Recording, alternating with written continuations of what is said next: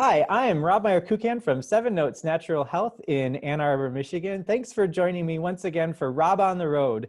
Today I have a panel of two experts who are going to speak with us about the topic of yoga and spirituality from the Christian perspective, particularly a very interesting perspective because both our yogis today are pastors. So today joining us are Beth Birkholz, who is an ELCA pastor, that's the Evangelical Lutheran Church in America, who is currently serving as the Director of Congregational Engagement with Samaritas, which is a social services agency that is Michigan-based. And so welcome, Beth. Thank you. Thanks for having me. Absolutely. And our second guest is Blair Buckley, who is a pastor in the PCUSA, who is currently in a time of transition. She's just moved back to her home state of Colorado, just got married, and is visioning a future which may include going back to school. So thank you for being with us today, Blair. Thank you, Rob. It's great to be here with you all. Awesome. So I'm going to start off by asking you to share with us, what is your yoga story? That is, how did you get involved in yoga? And we'll let Beth go first. Sure. I was a really active kid, and my mom used to, when I woke up too early in the morning, she would send me in to watch PBS with the yoga lady. And if you're of a certain age, you might remember her. So when I was like 2, I was doing, some yoga just to play around. But then when I went to seminary, I was 22 and my dad passed away suddenly. And I stumbled into a yoga class, even though, I was in seminary, I had worship every day. I just sort of instinctively knew that I needed to do something. And it was this really wonderful restorative yoga class that happened to be next door to the apartment that I was living in. And so I went to that class and I just haven't stopped going. And so starting in seminary and practicing yoga like through my whole life as a seminarian and pastor, that's just been a part of it. Like everywhere I've moved, everywhere I've gone, I've sought out a studio to practice. So it's just been kind of a parallel path. Wonderful. Yeah. Excellent. And how about you, Blair? How did you get involved in yoga? So I didn't go to my first yoga class until I was in my early 20s, around age 23, when I was living in Nashville. And I just went to the local Y. I originally went, to get a little more movement as sort of I kind of came at it from the health perspective. I was dealing with some pain at the time. And so, somebody had suggested yoga. So I went to the only class I could go to with my schedule, which was at like 6 a.m. at the YMCA. And I was very much not a morning person at the time. So I decided after that class that yoga may not be for me, that if you had to be a really early morning person to be a yogi. And if that was the case, then maybe yoga was not for me. So I didn't go back. I didn't go to another yoga class for about another 3 years after that. And when I returned to another yoga class, it was at the hospital I was working at as a chaplain right after seminary. I was doing a residency as a chaplain, and they had these lunchtime yoga classes right in the same building. And, there was a lot I loved about being a chaplain, but it could be very emotionally draining work. And so I often found myself just needing a lunchtime break to decompress, get my mind off all of the heavy stuff I had seen that morning, and just a mental and emotional break. So I started going about once a week for these lunchtime classes and started getting a lot more into it. And in the next few years after that, I started going more and more than once a week. And originally it was a fitness thing, it was a health thing. But then as I started going more and more, I started learning more about the other aspects of yoga, the meditation and the sort of the emotional and mental health benefits. And I think that's where my practice really started taking off. I started developing a practice at home, around that time as well.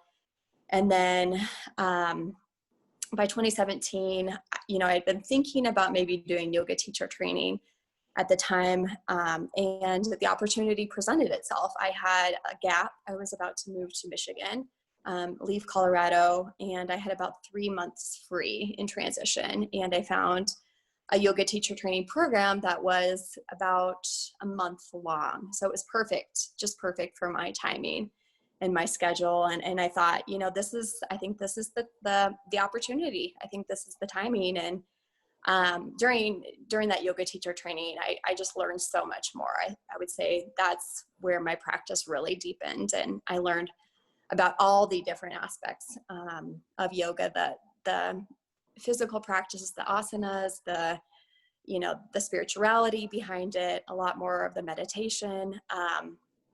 Just before that, I forgot to mention, I had been going to a counselor who used meditation as kind of the basis of her counseling. And that's when I started to develop a meditation practice about 2 years before I did yoga teacher training. And that's when it all sort of started coming together. I started understanding how all of those threads and pieces came together. Nice. Wonderful. And Beth, you've also done some teacher training as well, right? Mm-hmm.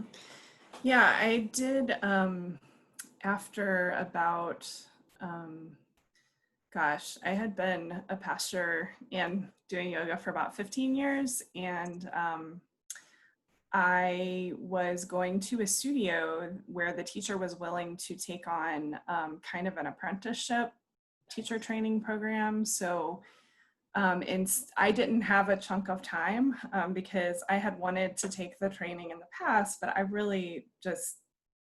just didn't have that chunk to do it. And she was willing to kind of take me on. So on Wednesdays and Fridays and some Saturdays, I was at the studio shadowing her and practicing and learning how to adjust and teach. And she had me read a bunch of books. And so it was really about a year of kind of apprenticeship. And I have been super grateful for that. My teacher's teacher was from India, and she was kind of had that lineage of, Ashtanga, like very physical practice. The practice is what prepares you for meditation. Mm-hmm. And that was super appealing to me, that it was like way more of a physical practice. So I did training in the midst of being, like Blair, you kind of fit it into your life in the midst of being, full-time pastor at a church, and, having kids and pets and all those things too. All the things. It was just the right time. It just presented itself, and I was like, this is what I'm doing. Here it is. It all came together. So very cool. Yeah, yeah, for sure. I think that the more that I practice yoga, the more I am impressed with just how expansive the whole system of yoga is, which is a really fascinating thing to sort of delve into. I know for myself as a Christian that I used to think that yoga was something that only non-Christians did, that somehow by doing yoga I would become Buddhist, and that that there wasn't a way to kind of mix the two. And so I'm wondering, for you, did you ever encounter that type of thinking, or was this something that's kind of unique to my walk? And we'll let Blair answer that first. Sure. So I have a lot to say about that, if that's okay. Good, please do. Yes, that's why we're here. Yeah. I think so I grew up in a pretty conservative city, in some pretty more conservative church environments, and that could be a little more strict. And so I think for me in my own journey, that may have been part of the reason that I was kind of afraid of getting more into yoga at first, right? I blamed it on not being an early morning person, but I'm sure there was subconsciously more to it. I think at the time I was probably afraid. that it could be some sort of threat to my faith or the integrity of my faith. So I would say that in terms of my own spiritual journey and faith journey, both college and seminary were transformational. I studied religion in college, religious studies, and coming from a more evangelical background, like those classes really challenged me. Mm-hmm. I remember the first couple of years, I just felt like I had lost my faith. And as it turned out, it was one of those things I had to deconstruct everything in order to build it up. I realized, I think in probably the first 15 years of my life with my faith was more of a black and white kind of thinking. I didn't have much tolerance for the gray. And I think the way I understood faith, it was much more of a control thing, right? So then, I started taking these classes. I started realizing how little I actually knew. And it really forced me to let go of a lot of control. And I think that's where faith really took over. And the same thing was true in seminary. The more I learned, as I learned from professors and colleagues, the more I realized I really didn't hardly know anything. I realized how little I knew. And all of that was really transformational and kind of letting go of this kind of black and white kind of thinking. This, just shifted my mindset to allow for more gray space. So by the time I was done with seminary, I was in a mental and emotional space where I could be open enough to receive, I think, what yoga had to offer me, whereas before I probably could not have been. And that just took time. That was my journey. And, my faith by that point had just been totally deconstructed and rebuilt into a new and beautiful, and I would say stronger thing.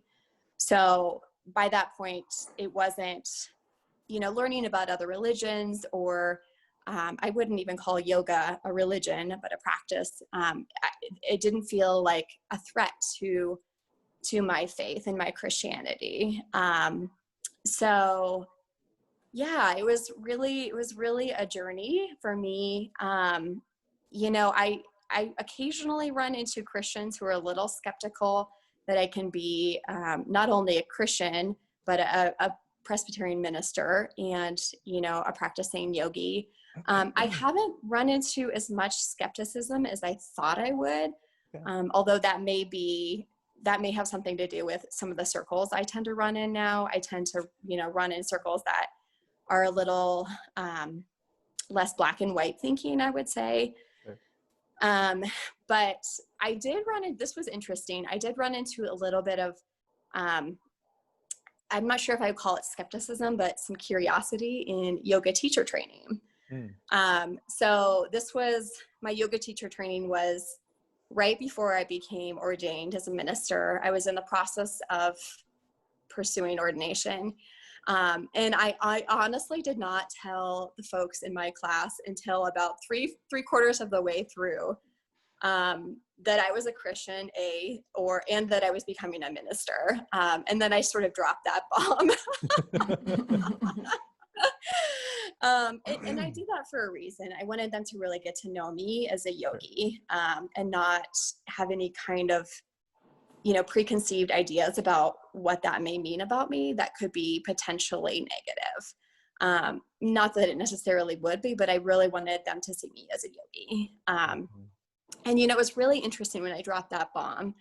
There was some shock at first from people. Some people were very curious about how those two could really go together. But it actually ended up opening a lot of space for conversation in our yoga teacher training group. Other people started opening up about how a lot of them grew up in the church, and some of them had moved beyond the confines in their own spiritual journey, beyond the confines of institutional religion. And that was how they found yoga in many ways.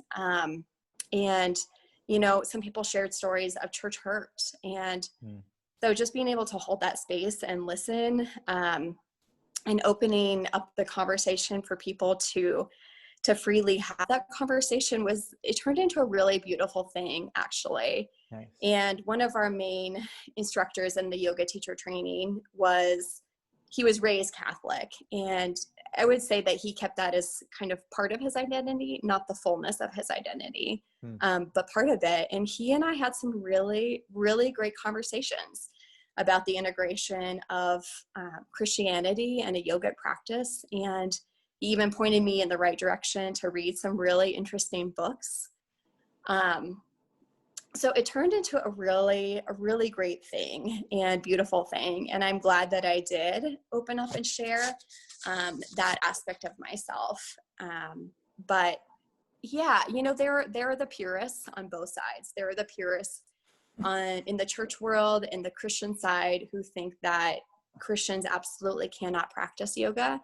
And then there are the purists on the yoga side as well, who think that Christianity has no place in a yoga practice.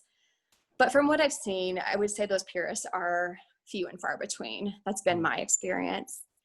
I did start a yoga ministry at First Presbyterian Church, Ann Arbor, when I was there. And I met a little bit of skepticism at first, but I never got the sense that it was theological disagreement, that there was a disagreement about how Christians could practice yoga. I think it was more skepticism because it was a brand new ministry. It was something this church had never done before. Sure. They didn't know exactly what it could look like. And sometimes people don't think something's possible until they see it. Yeah. So I think that was more of where that skepticism came from at that church. Very cool. How about you, Beth?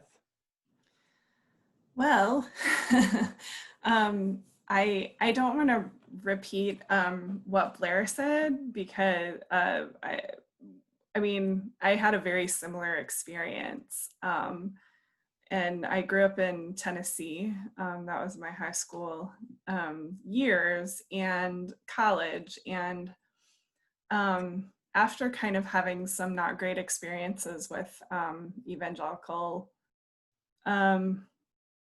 people and faith and church, like all of those things, I was pretty deep into that world. Yoga seemed like,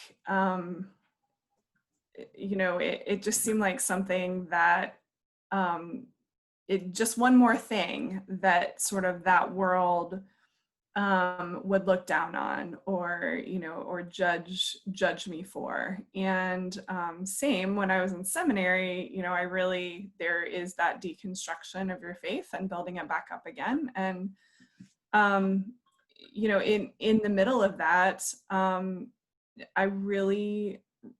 yoga was a spiritual practice. And that is how I've described it. I am a Christian. That's my religion. Yoga is my practice. It's one of the practices that I do. And when I was really, really thinking about it, and I think it was teacher training, and in my teacher training, everyone was curious, but also like super supportive and like really kind of like, that's amazing, which, you're just doing your thing, living your life. But there was something about that was really like, like Blair was saying, that people were really curious and drawn to that kind of both and. And actually, when I was in teacher training, I really prayed about, yoga and Christianity and Jesus. And what came to me was that they're parallel paths. They don't have to cross over, but they can. But for me, Christianity is a path and yoga is a path, and I can walk both of them at the same time. Nice. And, you know, and I appreciate that you said there's purists on both sides. Lately, I have had some interesting conversations with people that are actually white, but want to say that there shouldn't be any white teachers of yoga. Have you guys heard this? Yeah. Yeah, I've heard that before.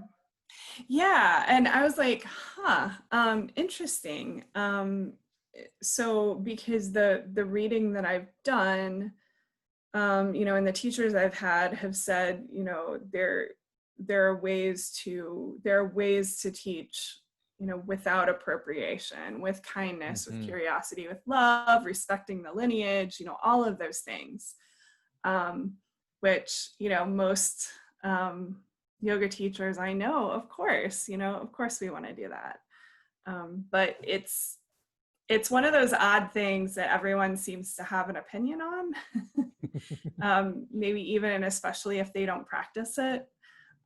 So I just have started saying, you know, and I did say in one of those crazy Facebook conversations, like basically my version of come and see, like maybe go to a yoga class and see how it might do something for you or not, you know, but before criticizing it one way or the other, you know, let's experience it, and then, you know, you can come at it from the position of I have practiced this, I have done this, I want to be curious, I want to be compassionate and kind.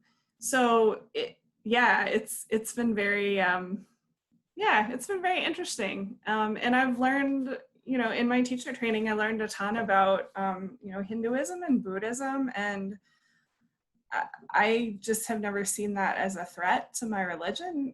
I just think it is, you know, people have beautiful ways of worshiping, and yoga is a spiritual practice that fits any religion or no religion. So that's where I've come to in my long journey, I guess. In many of the same ways, for sure. So. Nice. I think it's important that you draw the attention to, I know for a long time there was this big thing, particularly in the church, about like, you can't be spiritual and religious. They were like mutually exclusive. But I think there's this beautiful thing, and particularly as I've had a chance to work with both of you guys, that I'm seeing emerging in new ministries as they're forming and shaping, that there's this really beautiful melding of being spiritual and religious, and just how much deeper your practice can go if you allow the two to sort of mix and meld. I think this is a really sort of beautiful thing. And I love hearing both of you talk about how your experiences allowed you to have a sort of openness of mind that you didn't previously have, and developed something a lot like a lot of mindfulness practices, right? They have certain aspects to them that allow us to develop skills that allow us to go through life with a little more grace and ease. So Beth, you had some specific grief related things that you were dealing with. And Blair, you had issues with allowing yourself to take care of yourself during really stressful times because of the work you were doing. But you found a practice that wasn't necessarily tied to doctrine or dogma, which allowed you to fully then live into the parts of your life that were so deeply tied to doctrine and dogma, which is just really cool. So thank you for sharing about that. So we have a bonus question that I forgot to ask that I want to make sure, because it's so poignant to what we're dealing with right now. And that is this: How has your practice of yoga helped you in this time of public health crisis? In case you're unaware, there's this thing going on in the whole wide world called COVID and coronavirus, and we're all dealing with it. So would each of you share a little bit about how practicing yoga has helped you during this time? So Blair, since you were the one who reminded me, we'll let you answer first. Sure. So during yoga teacher training, I'm sorry, I keep bringing that up. I'm feeling a little nostalgic about it lately. But during that time, we would have to like meditate for like hours and practice yoga for hours. And I remember struggling with fighting urges, right? Like if I got an itch or like I had a little cramp in a muscle or something, and just trying to like quell those thoughts, just let them pass instead of fighting them. And it's so funny. I find that coming back during the pandemic, as I'm wanting to touch my face, right? The public health officials keep telling you, don't touch your face. And I notice, because of mindfulness, I notice how often I want to touch my face. But I'm thankful for those practices, because then I can kind of catch it before I actually do touch my face. Awesome. No, on a more serious note though, I think meditation has been huge right now. I'm just trying to stay centered and grounded with just all of the chaos, just chaos around everywhere. I think everyone feels uprooted, and all of our lives have been disrupted to some degree or another. So I think just a centering practice has been hugely important right now. Awesome. For sure. Cool. How about you, Beth? So I have, during quarantine, based on a recommendation from another local yoga teacher, I started doing this Brooklyn-based online workout called The Class. It's just called The Class. And I understand, like, now that I've gotten into it, why she didn't want to call it yoga or anything like that. But it's a lot of yoga-based teaching mixed with like calisthenics and like some cardio, and it's basically all, and then meditation at the end. So it's like an hour, it's an hour workout, but it's all of those things. And I needed to move. Like I needed to really, really move because of just the anxiety of being a person right now. And so, movement as healing has been something that I've leaned on, my whole life. And so this was like, this just hit exactly right. I got a mini trampoline, one of those little like rebounder. Yeah. And now I'm like, I've kind of like worn it out in 3 months. And so I might upgrade, like, so I really think like, just like really, which this is, such a yoga thing. Like if you really get down and say to your body, like, what do you need? And I really was trying to do that. And I needed to like jump around, like literally. And that has been like, that's been the highlight of many days. Now that it's a little nicer, I can get outside and stuff like that. But that to me is yoga. Like that's bringing body and mind and spirit together. And, jumping around, stretching, whatever it is that can bring you to like a calmer place where you can sit and meditate. So yeah, I don't work for them. It's just, that's what's been helping me, is like, just really moving. Nice. Awesome. Great. Sure. Very cool. Yeah. Well, what about you? What have you been doing during this time of physical distancing, sheltering in place, to kind of keep yourself in a healthy place? Put that in the comments below. And we'd love to see that. And until next time, we'll see you later. Bye.